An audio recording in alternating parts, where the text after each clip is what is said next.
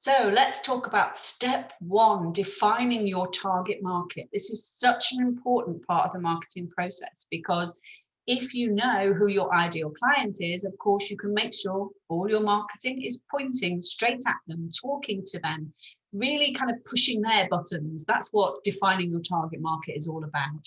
So I really need you to think about your ideal client. You know, they might be your most profitable client. They might be the one that pays on time. It could be your favorite client to clean for. You know, maybe you love their house and you get real sense of satisfaction from cleaning it.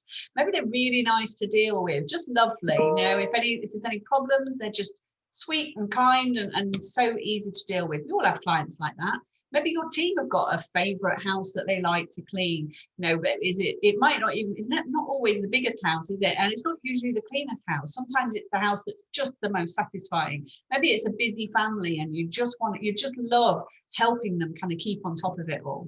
You know, and maybe your ideal client is somebody who recommends you. What you need to do as part of this process is to really, really get specific. So think about your absolutely A grade amazing clients. Let's ignore the D difficult clients. Let's think about your absolute A grade amazing clients.